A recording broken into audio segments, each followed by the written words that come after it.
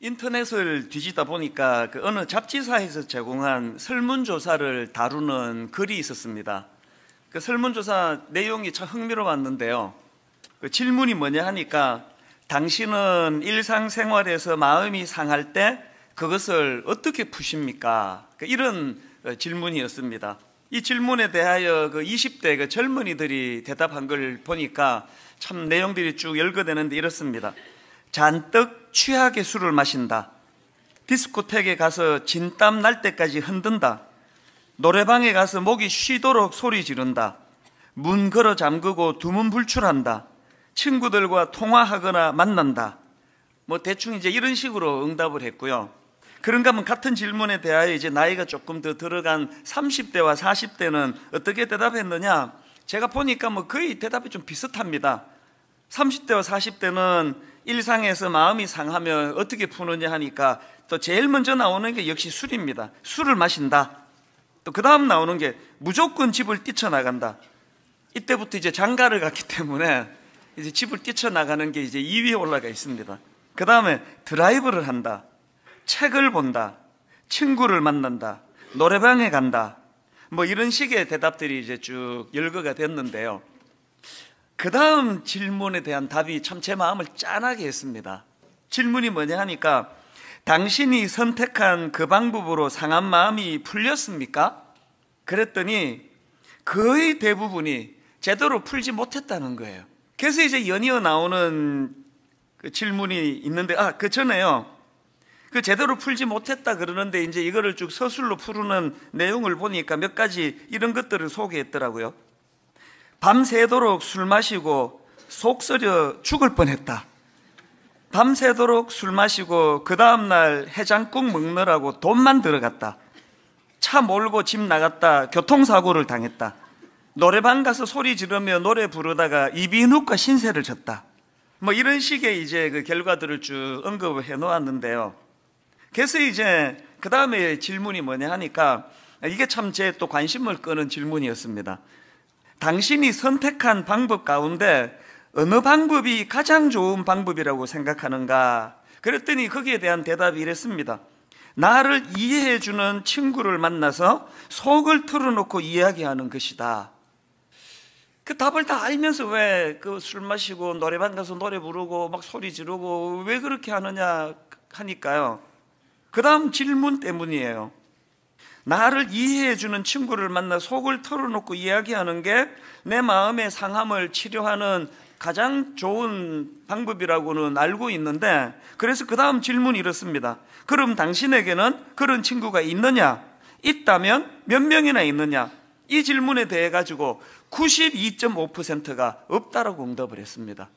왜 가장 좋은 방법을 놔두고 엉뚱한데 효과도 없는 그런 대로 헤매느냐고요? 답은 알지만 진짜 내 마음을 함께 나누고 내 상한 마음을 위로해주는 사람과의 이 만남에 교제가 없다는 거예요. 이게 참 마음이 아팠습니다. 사실 이 글을 보면서 어느 목사님의 그 설교에서 인용된 그 내용이었는데요. 제가 이게 한참을 이 내용이 제 머리에 머무는 겁니다.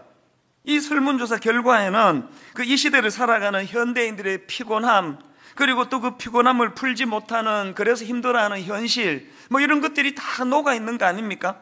오늘 초대되어 오신 분들에게도 저는 똑같은 질문을 드리고 싶습니다.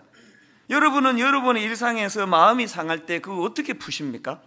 이런 고민을 안고 살아가는 현대인들에게 저는 참 중요한 성경 말씀이 한 구절 있다고 믿는데요. 그게 이사야 40장 30절 31절입니다. 오늘 본문이 40장인데 맨 끝에 나오는 말씀이에요. 소년이라도 피곤하며 곤비하며 장정이라도 넘어지며 쓰러지되 오직 여호와를 앙망하는 자는 새 힘을 얻으리니 독수리가 날개치며 올라간 같을 것이요 다른 박질하여도 곤비하지 아니하겠고 걸어가도 피곤하지 아니하리로다. 새 번역으로는 좀 더 생생하게 번역을 했는데요. 비록 젊은이들이 피곤하여 지치고 장정들이 맥없이 비틀거려도 오직 주님을 소망으로 삼는 사람은 새 힘을 얻으리니 독수리가 날개를 치며 솟아오르듯 올라갈 것이요 뛰어도 지치지 않으며 걸어도 피곤하지 않을 것이다. 저는 이 말씀 안에서 현실적으로 발견하는 두 부류의 사람들이 이 안에 담겨 있다고 보는데요. 한 부류는 어떤 인생입니까? 30절밖에 없는 인생이에요. 30절이 뭐였죠? 소년이라도 피곤하며 곤비하며 장정이라도 넘어지며 쓰러지되 끝. 이것밖에 없는 인생이에요. 그럼 맨날 피곤한데 풀 데가 없는 거예요. 그런가 하면은 오늘 본문 안에 저는 또 다른 한 부류의 사람을 만나는데요. 똑같이 30절이 있습니다. 늘 피곤하고 지치고 맥없이 비틀거리고 그렇게 살지만 뭐 참 어떻게 이걸 뭐 피할 길이 없는 인생, 누구라서 이 30절을 피하겠냐고요. 그런데 두 번째 부류의 인생의 강력한 특징이 뭐냐? 복구력. 자, 31절을 보십시오. 독수리가 날개치며 올라간 같을 것이요 다른 박질하여도 곤비하지 아니하겠고 걸어가도 피곤하지 아니하리로다. 지금 이 30절 31절에 나오는 두 부류의 인생 중에 공통점은 모두가 다 피곤해요. 뭐 누구라서 안 피곤합니까? 모두가 지금 비틀비틀 인생을 걸어가고 있는 세상살이를 사는데, 그런데 이 두 부류의 차이점이 뭐라고요? 하나는 한 번 그렇게 어려운 일을 만나면 복구가 잘 안 돼, 복귀가. 그런데 또 다른 한 부류는 복구력이 있습니다. 금방금방 회복되고 금방금방 일어나는 그런 부류의 사람이 있습니다. 아마 오늘 여기 참석하신 분들, 이게 의자가 다 있어서 어려운데요. 이게 지금 마룻바닥이라고 치면은요, 자, 한번 다 일어나 보세요. 이제 여러분들 중에 이렇게 금방금방 복구가 되고 또 회복이 되고 치유가 되는 사람은 이쪽으로 서시고, 그냥 술을 마셔봐도 노래방 가서 소리를 불러봐도 이렇게 저렇게 인생의 어려움 때문에 마음이 상해 있는 걸 도대체 풀 데가 없습니다. 그런 분들은 이쪽으로 한번 서보세요. 그러면요, 92%가 이쪽에 서는 거 아닙니까? 통계로 말하면 8%만 이쪽에 서는 거 아닙니까? 저는 오늘 여기에 귀한 손님들을 초청해서 함께 예배를 드리면서 내 마음의 소원은 딱 하나예요. 오늘 이 예배를 통해서 놀라운 드라마틱한 대반전, 위치가 바뀌면 좋겠습니다. 나도 피곤하고 나도 힘들고 나도 우울하고 또 마음이 그렇게 어지러울 때가 참 많지만, 이 교회를 다녀가고부터 나는 이제 금방금방 회복이 돼요. 정말 이상하게도 신기하게도. 그래서 이 복구력을 가진 분이 92%.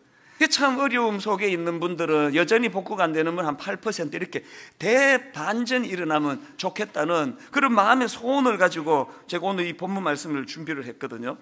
그래서 오늘 이런 각도로 오늘 이 본문을 좀 살펴보려고 하는데요. 이제 오늘 이 본문 말씀의 그 배경이 이렇습니다. 이 이사야 40장의 배경은 지금 이스라엘 백성들이 그 범죄함으로 하나님께 징계를 받고 바벨론에게 망합니다, 나라가.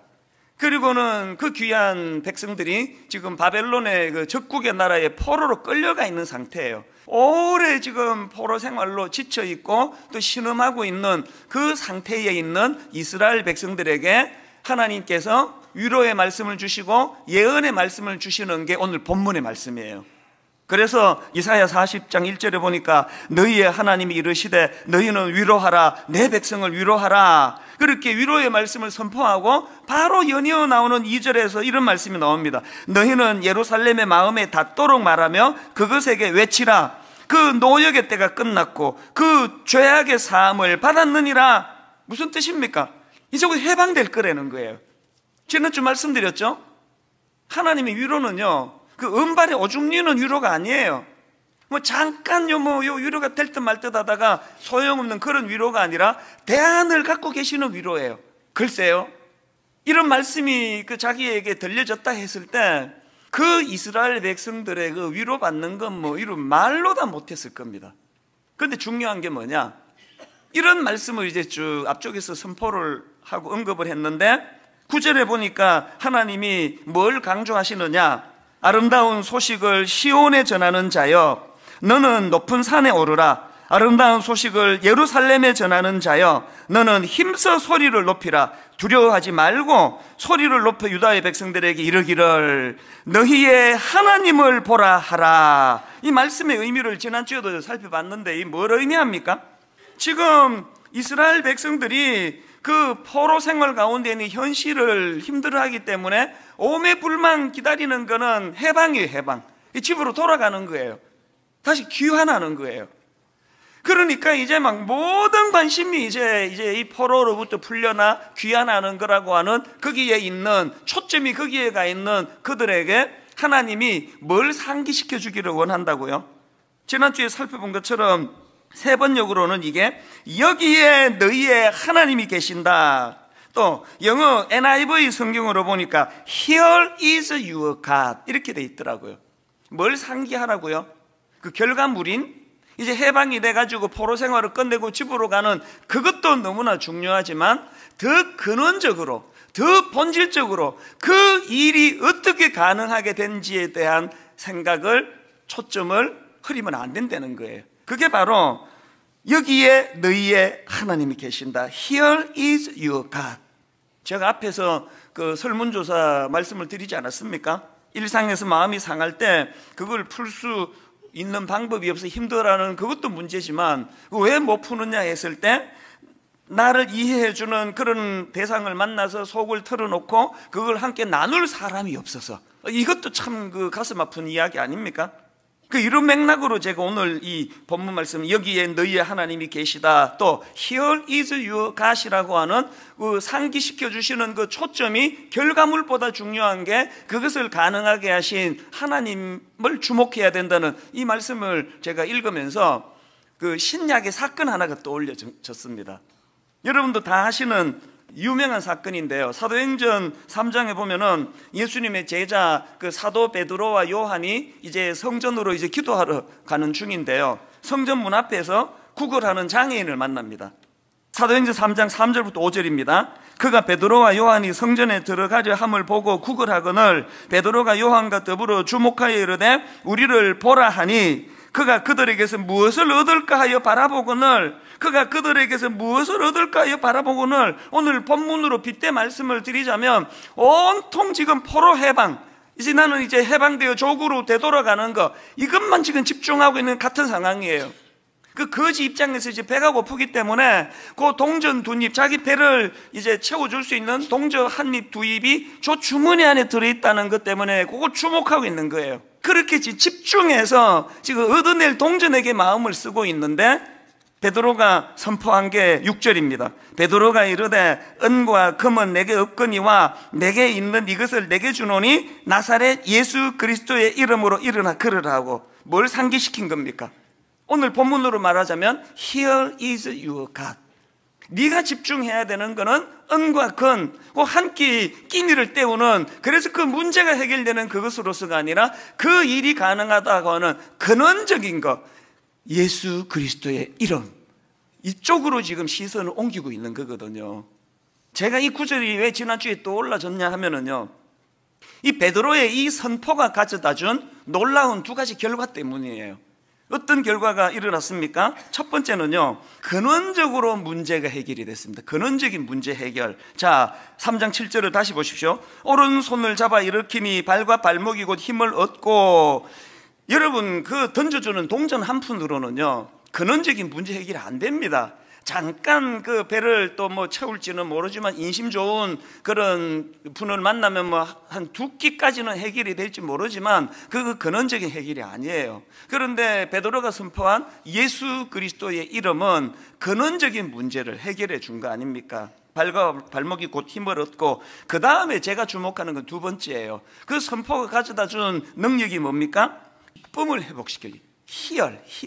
이 희열이 회복이 됐다는 겁니다. 8절 뛰어서서 걸으며 그들과 함께 성전으로 들어가면서 걷기도 하고 뛰기도 하고 하나님을 찬송하니 혹시 여러분 이런 그 희열을 맛본 게 언제적인지 기억이 나세요? 언제 이런 희열? 그래서 막 너무 기쁘니까요 체면이 없어지는 거예요. 이 사람들이 뭐 나보고 좀 미친놈이라 그러면 어떡하지 이런 거 다 없어지고 막 걷기도 하고 뛰기도 하고 막 깡충깡충 뛰면서 막 그 감격이 어떻게 주체가 안 되는 기쁨이 지금 흐르고 있거든요. 여러분 이런 때가 있으셨어요? 생각해 보니까 저도 몇 번 있었더라고요. 저는 1987년도에 이제 그 83년에 이민 가가지고 4년 반 뒤에 이제 미국에서 대학을 졸업하게 됐는데요. 사실 이제 뭐 제 실력으로는 영어 실력으로는 미국 대학을 졸업한다는 건 이거는 뭐 거의 좀 기적에 가깝다는 생각을 하면서 공부를 한 사람이에요. 그렇게 고생해가지고 이제 그 87년 그때가 5월인가 6월인가 이제 학적고에 가가지고 이제 학점 조건 이걸 다 살펴보고 나서 그 여직원이 그 장면이 잊혀지지가 않아요. 그 87년 일인데도요. 축하한다고, 졸업하게 됐다고, 졸업 학점이 다 채워졌다고. 그 이야기를 들었을 때 오늘 여기 나오는 장애인하고 똑같이 그랬습니다. 이게 억눌러지지가 않더라고요. 그래서 제가 그때 이제 한 10만 마일 이상 그 차를 탄 2,000불 주고 산 이제 그 조그마한 차인데요. 그 디젤인데 저는 그 차만 생각하면 난 미국 사람들한테 미안해요. 굉장히 미안해요. 그때는 내가 너무 형편이 안 좋았기 때문에 뭐 환경 오염 이런 데까지 신경 쓸 겨를이 없어가지고요. 그 디젤 차 한 10만 마일 이렇게 뛰고 나니까요. 이제 차 시동 걸고 악셀레터를 밟으면 차가 안 나가고 뒤에 연기만 나와요. 근데 진짜 미안합니다. 고속도로로 달리다 보면 막 연기가 뿜어져 나오고 그랬던 기억이 나거든요. 그 차를 몰고 이제 그 고속도로에서 학교에서 집까지 고속도로를 타고 가는데 차 안에서요. 진짜 이 그대로예요. 걷기도 하고 뛰기도 하고 하나님은 찬송했다는 이게 딱 저예요. 막 억제가 안 되더라고요. 막 심장이 터질 것 같더라고요. 막 소리를 지르면서 드디어 하나님 제가 해냈습니다. 졸업하게 됩니다. 막 그러면서 막 사고 날 뻔했습니다. 얼마나 기뻤는지 몰라요. 그게 잊혀지지가 않아요. 그런가 하면은 또 내 생애에 잊혀지지 않는 그런 희열을 맛본 적이 또 하나 있는데, 장가 갈 때 계속 결혼은 안 되고 선봐도 잘 안 되고 이게 뭐 하나님이 이게 독신 연사를 주셨나 왜 이러시나 막 그렇게 괴로워하던 즈음에 제 아내를 만나가지고 고맙게도 저보다 7살이나 어린 그 여인이 저랑 결혼하겠다고 그렇게 선포를 하실 때, 만났을 때는 내가 내색을 안 했지만 그 집에다 데려다 주고 가면서 막 그 희열에 벅차가지고 막 걷기도 하고 뛰기도 하고 하나님을 찬양하면서 그렇게 막 너무너무 감격에 넘쳤던 적이 기억이 나거든요. 그런가 하면은 또 하나 있습니다. 제가 오카노 목사님 밑에서 막 너무너무 같이 목사님 밑에서 배우고 싶은데 막 경쟁은 치열하고 나 같은 촌놈이 뭐 이거 뭐 뽑히겠나 막 그러면서 그것도 저는 또 그때 이미 신학교 3학년이었는데 1학년 중에 뽑는다 그러는데 막 이력서 냈는데 우여곡절 끝에 마지막 전화가 온 거예요. 이찬수 전도사 축하합니다. 우리와 함께 일하게 됐습니다. 진짜 기뻤어요. 말로도 알 수 없이 막 가슴이 터질 것까지 기뻤단 말이에요. 그래서 제가 이 본문을 준비하면서 내가 너무너무 기뻤던 그 순간들을 쭉 되돌아보니까 또 하나 있네요. 삼수하던 우리 딸 대학 합격 발표 나던 날 진짜 기뻤습니다. 더 이상 학원비 안 대줘도 되는구나. 그래서 제가 이렇게 기뻤던 희열이 넘치던 걷기도 하고 뛰기도 하면서 그렇게 찬양했던 순간들이 여러 번 있었는데요. 발견한 공통점이 뭔지 아세요? 그 당시는 막 심장이 터질 것까지 기뻤는데요. 기쁨이 며칠 안 가더라고요. 그게 오늘 그 거지가 주목하고 있는 동전 한 푼, 두 푼 같은 거기 때문이에요. 제가 뭐 결국은 대학을 졸업하지 못했다 한들, 결국은 뭐 제가 오카노 목사님 밑으로 못 들어가게 됐다 한들, 그게 뭐 저에게 뭐 그렇게 치명적으로 저를 문제 삼게 하는 거는 아닌 거 아닙니까?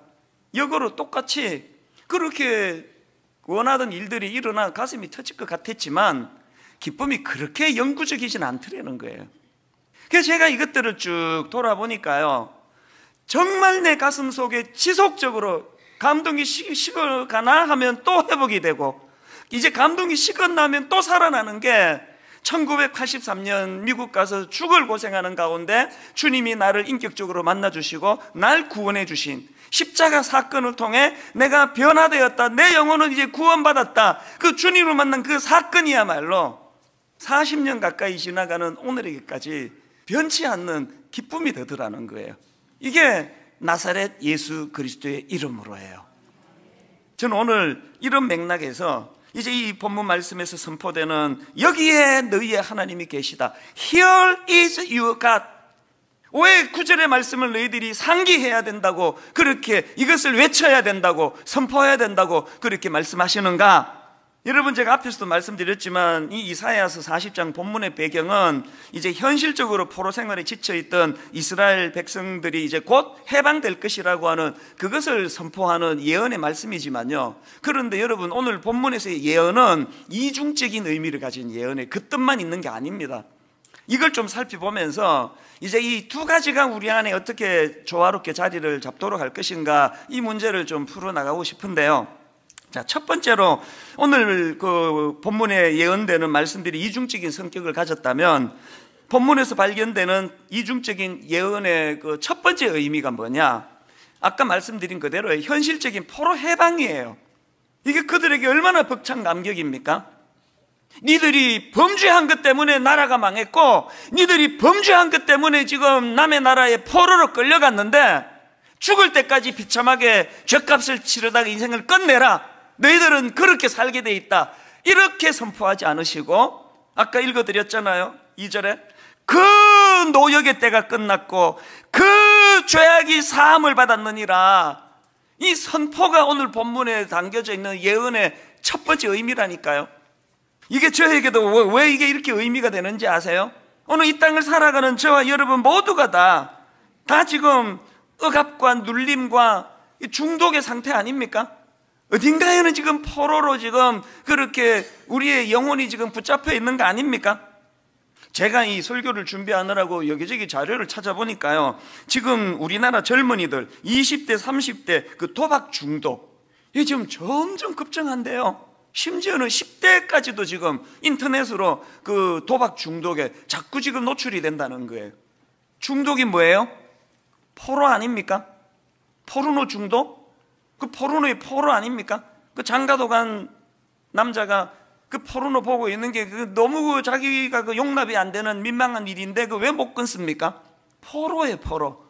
담배 그렇게 매년 결심을 해서 지금 50번째 결심을 하는데도 여전히 못 끊고 있는 건 그게 포로예요, 포로. 내가 끊겠다고 해서 걔가 허락을 안 해요. 그 중독이 그런 거 아닙니까? 여성가족부에서 나온 자료를 보니까요, 그 올해 학년 전환기 청소년, 그러니까 초등학교 4학년부터 고등학교 그러니까 전환기니까 초등학교 4학년, 또 중학교 1학년, 고등학교 1학년, 이렇게 각 1학년에 해당되는 우리나라 청소년들이 129만 1,546명이래요. 그런데 제가 놀랐던 게요, 우리나라 전환기의 청소년 129만 1,546명 중에서 인터넷 중독에 빠진 애들이 14만 421명이래요. 10%가 넘습니다. 이 포로 아닙니까? 부모가 그렇게 지금 네 나이 때 공부 안 하고 그 인터넷만 뒤지고 있으면 큰일 난다고 아무리 이야기를 하고 또 그때는 듣는 것 같아도 못 헤어나오는 거 왜 그렇습니까? 그게 포로가 되는 거예요, 포로가. 제가 보니까 이런 내용을 다룬 그 기사에서 그 4살 아들을 둔 젊은 엄마의 고민이 거기에 있더라고요. 이렇게 이제 기사를 제가 봤습니다. 그 4살 아들을 둔 젊은 엄마의 고민이 이렇습니다. 아이가 유튜브 영상을 찾으면 울 때마다 걱정이다. 왜냐하면 유튜브 영상을 찾아서 켜주면 아이는 거짓말처럼 울음을 뚝 그치고 조용해진다. 4살 먹은 애가 지금 벌써 포로예요, 포로. 유튜브 영상의 포로예요. 그래서 이거 엄마가 안 켜주면은 안절부절하고 막 그냥 어쩔 줄 몰라 하고 밥도 안 넘어가고, 엄마가 그거 딱 켜줘야 안정을 찾게 만드는 게 이게 벌써 4살 때부터 지금 포로 아닙니까? 이 포로. 이거는 우리들의 현실이라는 거예요.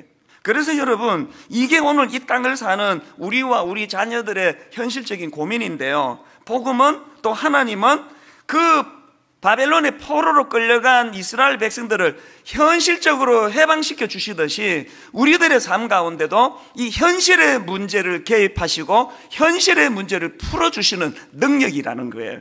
그래서 저는 제 인생을 바꾸어준 성경 말씀 구절이 무지 많은데요, 그 중에 하나가 요한복음 8장 32절입니다. 그러므로 예수께서 자기를 믿는 유대인들에게 이르시되 너희가 내 말에 거하면 참으로 내 제자가 되고 진리를 알지니, 그 다음 보세요, 진리가 너희를 자유롭게 하리라. 저를 살려준 말씀이에요. 이스라엘 백성들의 현실적인 그 포로 생활을 풀어 해방시켜 주시는 그 하나님의 능력으로 오늘 저와 여러분을 자유인이 되게 하셨대요. 자유인. 저는요 자유인이에요. 저는 이 말씀으로 말미암아 완전한 자유인이에요. 저는 죄되는 일이 아니라면 어떤 것도 저를 얽매이지 않습니다. 누구도 저를 그렇게 못합니다. 사실 그 분당 우리 교회 담임 목사로 살아가는 거 쉬운 게 아니에요. 들여다보는 눈이 너무 많고요, 뭐라고 간섭하는 사람도 너무 많고요, 사실 좀 피곤해지기 쉬운 위치예요. 그러나 저는 완전한 자유인이에요. 주중에 저는 혼자서 영화보러도 잘 가고요, 여기 그 서현역에 있는 영화관에 가면 성도 한두를 꼭 만나거든요. 개의치 않아요. 어떨 때 한 주에 2번 간 적도 있습니다. 사단이 저를 계속 그 억박하는 그 속삭임이 뭘까요? 성도들이 맨날 그 혼자 영화 보러 가는 거 보면은 저 목사가 말이야 성경을 안 읽고 영화만 보더라고. 내 극장 갈 때마다 있더라 그러면서 막 글 올리고 그러면 어떡하려고 그러느냐, 그런 눌림을 저에게 주시면 저는 자유인이에요. 죄 되는 거 아니면요.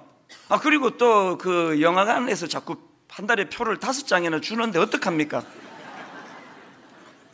저는 혼자 밥 먹으러도 잘 가고요, 교역자들하고도 잘 가고요.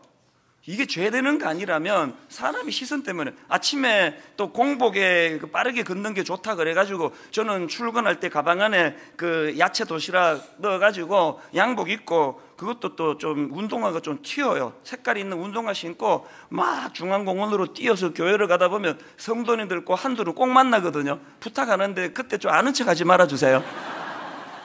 운동화 신고 담임 목사가 가방 들고 막 그렇게 뛰어가다가 성도를 만나면 이게 체면이 뭐야 막 그러면서 저를 그렇게 얽매지 않아요. 저한테 무슨 체면이 있습니까? 조용히. 난 자유인이에요. 강조합니다. 죄 되는 거 아니고는 저는 어떤 것도 저는 제한하지 않습니다. 하나님께서, 예수 그리스도께서 우리에게 진리를 알지니 진리가 너희를 자유롭게 하리라, 그 일을 위하여 내가 십자가 지셨다 그러는데, 오늘날 교회가 지금 문제가 많다고 느끼는 여러 요인 중에 하나가 이 자유롭지 않은, 자기도 억박 구속하고 상대방에 대해서도 뭔 간섭이 그렇게 많습니까? 그게 죄되는 일도 아닌데 뭔 수군거림이 그렇게 많으냐고요. 남의 옷차림은 왜 그렇게 신경 쓰세요? 자기 옷차림만 신경 쓰지. 자유예요, 자유. 죄되는 일만 아니라면. 그래서 지금 여러분 갈라디아 5장 1절에 보니까 그리스도께서 우리를 자유롭게 하려고 자유를 주셨으니 그러므로 굳건하게 서서 다시는 종의 멍에를 매지 마라. 죄로부터는 자유예요, 자유. 죄로부터 유혹의 자유. 그리고 모든 내 일상생활에서 제가 이제 지난 주간에 이런 내용들을 쭉 묵상을 하고 살피다가 그 문득 떠오른 그 말씀이 하나 있었는데요. 왜 예전에 제가 설교 시간에 이사야 40장 31절 이 말씀을 설명을 드린 기억이 있거든요. 오직 여호와를 앙망하는 자는 새 힘을 얻으리니 독수리가 날개치며 올라감 같을 것이요. 제가 이걸 풀어 설명한 적이 있지 않습니까? 여기 나오는 독수리가 날개치며 올라간 가, 우리말 성경의 뉘앙스는 그 독수리가 자기가 날개쳐서 올라가는 것 같은데 사실은 그게 아니라는 거예요.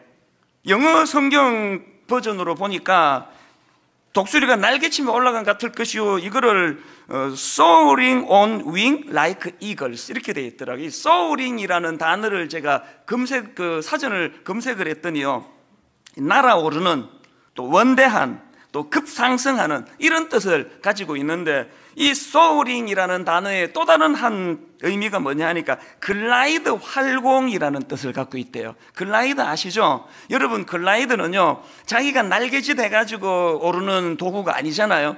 글라이드는 어떻게 하는 도구예요? 공기 기류를 타면서 그렇게 운행되는 기구가 글라이드 아닙니까?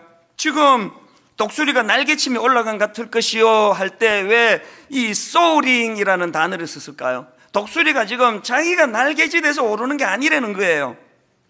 제가 이번에 이걸 보면서 놀랐던 게요, 독수리는 우리 생각과 달리 이 조류 중에는 이 나는 게 굉장히 약한 존재래요. 왜 그렇게 약할 수밖에 없느냐?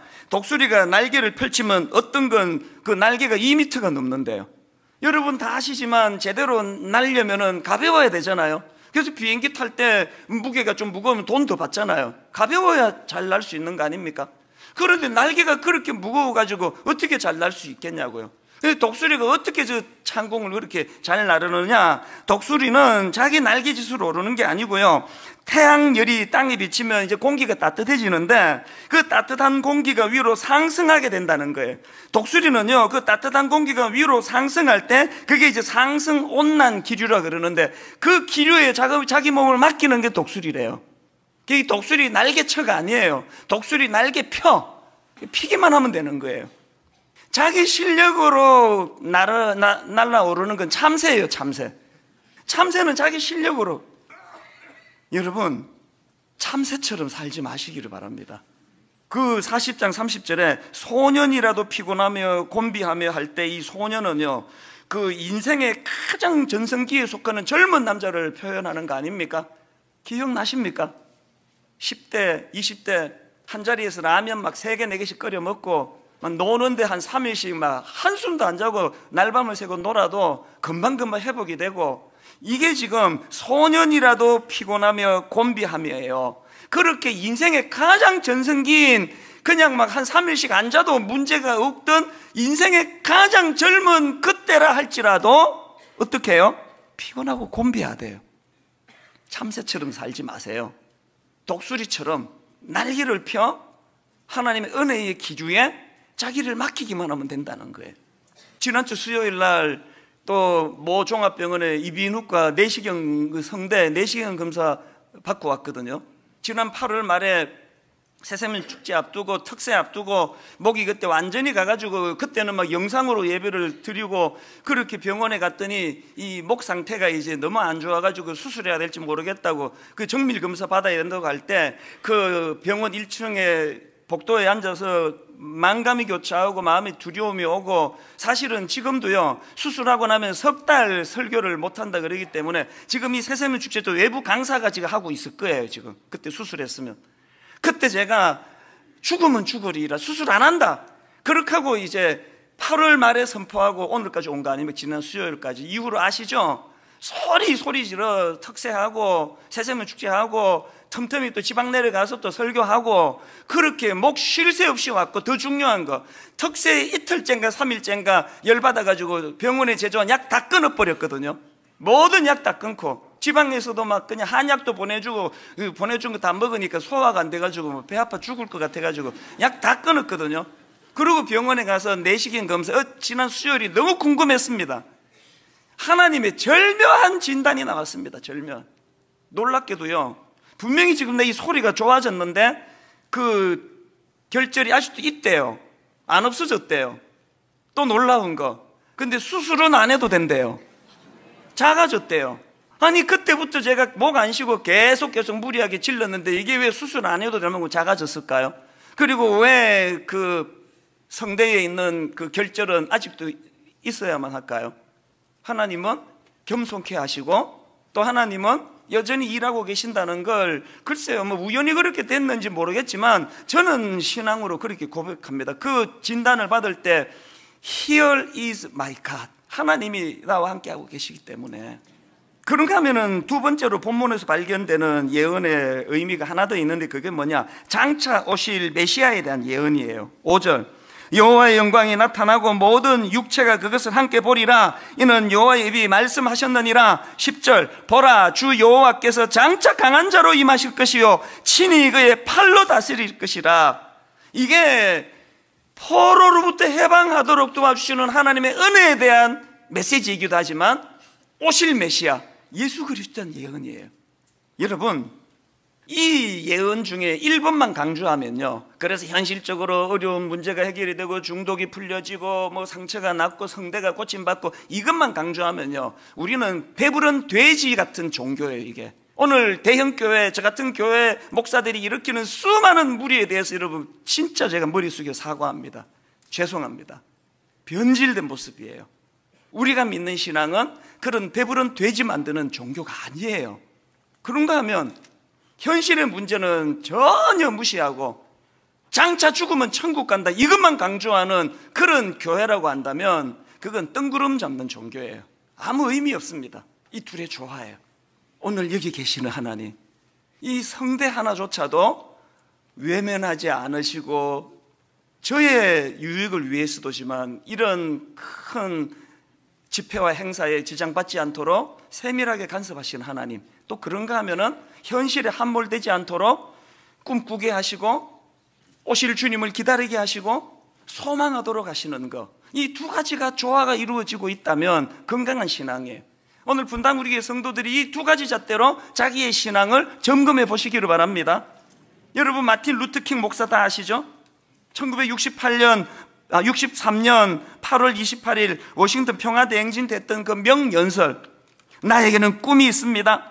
언젠가는 조지아주의 붉은 언덕에서 노예의 후손과 노예 주인의 후손들이 형제의 식탁에 함께 둘러앉는 날이 오리라는 꿈을 꿉니다. 나에게는 꿈이 있습니다.